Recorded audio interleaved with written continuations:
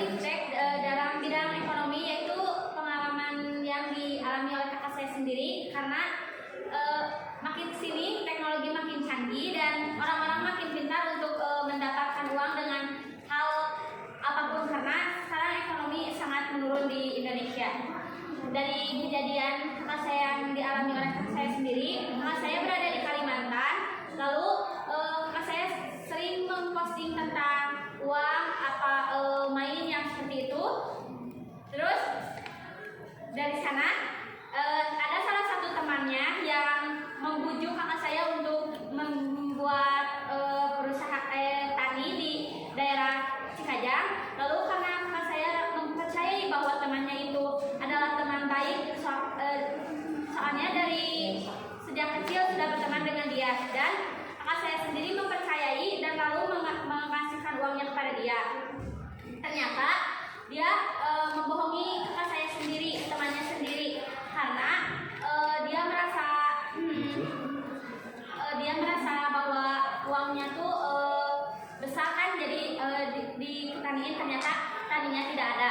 Jadi dampak positif dari kejadian ini yaitu kita tidak boleh, jadi kita bisa memilih-milih orang, tapi tidak bisa pulang pilih teman itu tidak boleh, tapi kita lebih berpikir kepada omongannya yang jangan terlalu mempercayai omongan-omongannya, jangan terlalu mempercayai tipu muslihatnya. Terus dampak positif negatif yang diambil yaitu kakak saya tidak mendapatkan untung, kakak saya juga tidak mendapatkan hasil dari tani itu. Justru kakak saya mengalami krisis uang karena kejadian itu. Aspek yang produktif menurut saya iptek.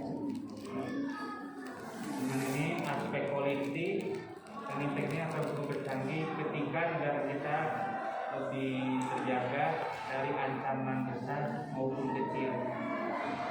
Menurut politik saya, ketika Indonesia beraliansi ketika Palestina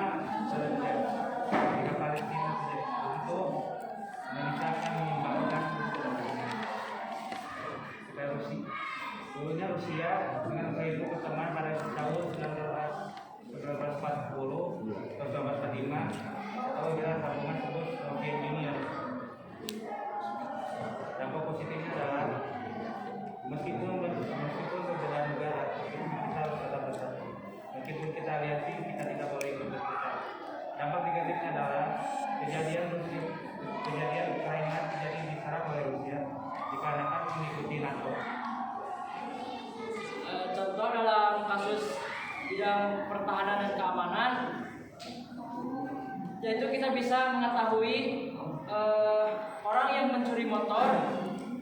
Misalnya si pencuri itu tersebut memposting motor hasil curiannya di salah satu media sosial seperti di Facebook.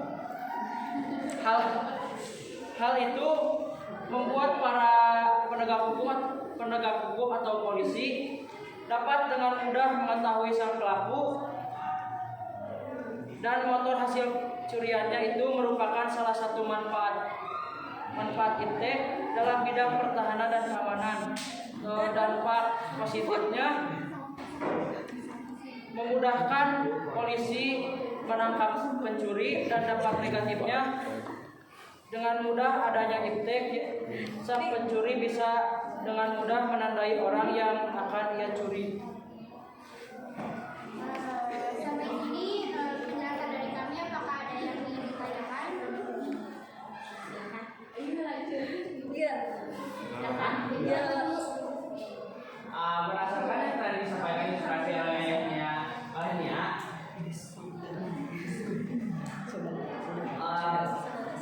apa dampak positif bagi penegak hukum?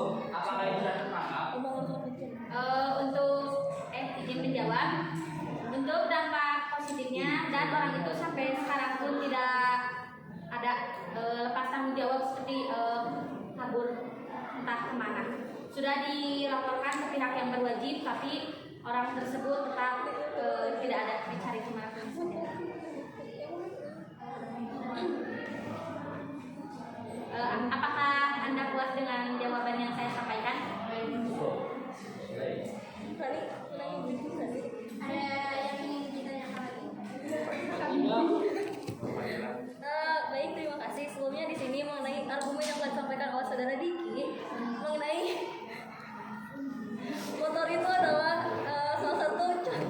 kemajuan ilmu pengetahuan teknologi memang benar di sini. Emang ya, kami juga mengamini bahwasanya motor merupakan pengembangan dari ilmu pengetahuan teknologi itu. Tapi apa relevansi atau relasi dari kemajuan iptek yaitu berupa motor terhadap pertahanan dan keamanan? Kenapa di sini saudara membahas mengenai pertahanan dan keamanan dan kemajuan iptek yang berlaku adalah motor, tetapi yang dibahas adalah media sosial? Salah kosakata saja.